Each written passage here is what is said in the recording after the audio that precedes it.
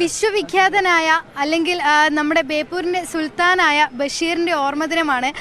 ബഷീറിൻ്റെ ഓർമ്മദിനത്തിൽ ബഷീറിനെ അനുസ്മരിപ്പിച്ചുകൊണ്ട് ബഷീറിൻ്റെ കഥാപാത്രങ്ങളും ബഷീറിനെ ഇഷ്ടപ്പെടുന്ന ഒരുപാട് കുട്ടികളും നമ്മുടെ കൂടെയുണ്ട്. ബഷീറിൻ്റെ കഥാപാത്രങ്ങളായ ബഷീർ തന്നെ ഉണ്ട്, പിന്നെ അതിൻ്റെ കൂടെ തന്നെ സൈനബയും പാത്തുമ്മയും ഒക്കെ ഉണ്ട്. നമ്മുടെ ബഷീറിൻ്റെ പ്രിയപ്പെട്ട ആടുകുട്ടിയുണ്ട്. അപ്പോൾ എന്താണ് ബഷീറിനെ അറിയാമോ? ബഷീറിനെ എങ്ങനെയൊക്കെയാണ്, ഏതൊക്കെ പുസ്തകങ്ങളാണ് വായിച്ചിട്ടുള്ളത്? ഞങ്ങളുടെ സ്കൂളിലുള്ള വിശ്വവിഖ്യാതമായ മൂക്ക്, പിന്നെ പ്രേമലേഖനം, ബാല്യകാലസഖി, ഇങ്ങനെയുള്ളതൊക്കെ ഞങ്ങൾ ലൈബ്രറിയിൽ നിന്ന് സമയം കിട്ടുമ്പോഴത്ത് വായിച്ചിട്ടുണ്ട്.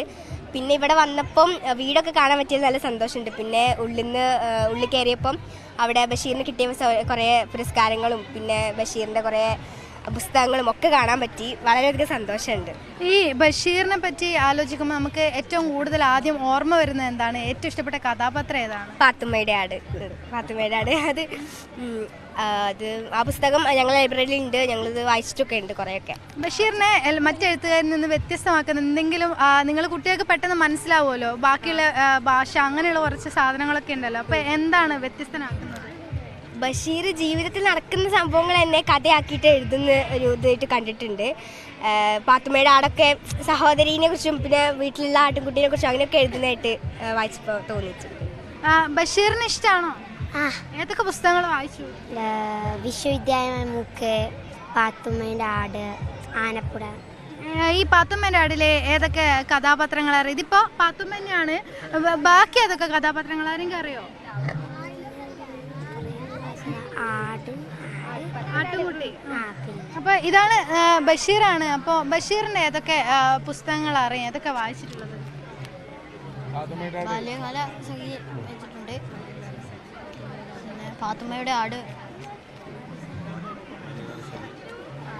പക്ഷേ എല്ലാ വർഷവും ഇവിടെ ബഷീറിൻ്റെ ഓർമ്മദിനത്തിൽ ഒരുപാട് കുട്ടികൾ വരാറുണ്ട്. മിക്കവാറും ഇതുപോലെ ബഷീറിൻ്റെ കഥാപാത്രങ്ങളായിട്ട് തന്നെയാണ് വരാറ്. ഇപ്രാവശ്യം അതുപോലെ ആട്ടിൻകുട്ടിയൊക്കെ ആയിട്ടാണ്. എന്താണ് ഇത്? ഞങ്ങൾ കഥാപാത്രങ്ങളായിട്ട് വന്നതല്ല, ഞങ്ങളൊരു പദ്ധതിയുടെ ഉദ്ഘാടനത്തിന് വേണ്ടി വന്നതാണ്. സ്കൂളിലൊരു ആട് ഗ്രാമം എന്ന് പറയുന്ന ഒരു വിദ്യാർത്ഥിയുടെ, ഒരു ഭാഗ്യശാലിയുടെ വീട്ടിലൊരു ആട് എന്നുള്ള ഒരു പദ്ധതി ഈ വർഷത്തെ വൈക്കം മുഹമ്മദ് ബഷീർ ദിനത്തിൻ്റെ ഭാഗമായി അന്ന് സ്കൂൾ ആവിഷ്കരിച്ചിട്ടുണ്ട്. കാരണം സ്കൂളിൽ വർഷം ഗോൾഡൻ ജൂബിലി ആചരിക്കുകയാണ്. അപ്പോൾ ഗോൾഡൻ ജൂബിലിയുടെ 50 പദ്ധതികളുടെ ഭാഗമായിട്ടാണ് അതിലൊരു പദ്ധതിയാക്കിയിട്ട് ഉൾപ്പെടുത്തിക്കൊണ്ടാണ് ഈ ഒരു ആട് ഗ്രാമ പദ്ധതി നടത്തുന്നത്. അപ്പോൾ ഇതിൽ സ്കൂളിലെ വിദ്യാർത്ഥികൾക്കിടയിൽ ആടിനെ പോറ്റി വളർത്താൻ തൽപരരായ കുട്ടികളോട് ഞങ്ങൾ അപേക്ഷ ക്ഷണിച്ചു. ആ അപേക്ഷ സ്വീകരിച്ചുകൊണ്ട് ഇന്നലെ സ്കൂളിലെ രക്ഷിതാക്കളുടെ ജനറൽ ബോഡിയിൽ വെച്ച് ഒരു നറുക്കെടുപ്പ് നടത്തി. ആ നറുക്കെടുപ്പിൽ വെച്ച് ഭാഗ്യശാലിയായ ഈ സുമയ്യ എന്ന് പറഞ്ഞ കുട്ടിക്കാണ് അതിൻ്റെ ഒരു ഭാഗ്യം ലഭിച്ചിട്ടുള്ളത്. അപ്പോൾ ഇവളെ സെലക്ട് ചെയ്യുകയും ആ കുട്ടിക്ക് ഞങ്ങൾ ഇന്ന് ഈ ആടിനെ പോറ്റി വളർത്താൻ വേണ്ടി കൊടുക്കുകയാണ്. അപ്പോൾ പോറ്റി വളർത്തി പ്രസവിച്ചൊരു കുട്ടിയാകുമ്പോൾ ആ ആടിനെ എൻ്റെ ഒരു കുട്ടിയെ തിരിച്ചു നൽകി മറ്റൊരു കുട്ടിക്ക് കൊടുക്കുന്ന രീതിയിലുള്ള ഒരു പ്ലാനിങ് ആണുള്ളത്. ഇതിൽ 2-3 കാര്യങ്ങളാണ് ഉദ്ദേശിക്കുന്നത്. നേരത്തെ ഇവിടെ പറഞ്ഞ പോലെ ഭൂമിയുടെ അവകാശികൾ എന്നൊക്കെ പറഞ്ഞതുപോലെ ബഷീർ എപ്പോഴും ആ ഒരു തരത്തിൽ കരുണ കാണിച്ചിട്ടുള്ള ആ ഒരു മെസ്സേജ് നമുക്ക് നൽകിയ ഒരു എഴുത്തുകാരനാണ്. അപ്പോൾ ആ ഒരു മെസ്സേജ് നമ്മുടെ കുട്ടികൾക്കിടയിൽ നേരിട്ട് അനുഭവിക്കുക എന്ന ലക്ഷ്യത്തോടു കൂടിയാണ് ഈ ഒരു ആടുഗ്രാമ പദ്ധതി പ്ലാൻ ചെയ്തിട്ടുള്ളത്. അതോടൊപ്പം കുട്ടികൾക്കിടയിൽ കരുണ, സ്നേഹം, സഹജീവി സ്നേഹം ഒക്കെ ഉണ്ടാക്കിയെടുക്കാൻ കൂടി ഈ പദ്ധതി കൊണ്ട് ഞങ്ങൾ ആഗ്രഹിക്കുന്നു. ഇതിപ്പോൾ ഏത് സ്കൂളാണ്? എളമരം, വാഴക്കാട് പഞ്ചായത്തിലെ എളമരം BTMO UP സ്കൂളാണ്. എന്തായാലും ഈ ബാക്കിയുള്ള സ്കൂളുകളിൽ നിന്ന് വ്യത്യസ്തമായി ബഷീറിൻ്റെ ഓർമ്മദിനത്തിൽ ഇത്തരമൊരു പദ്ധതിയുമായാണ് ഈ എളമരം സ്കൂളും എത്തിയിട്ടുള്ളത്.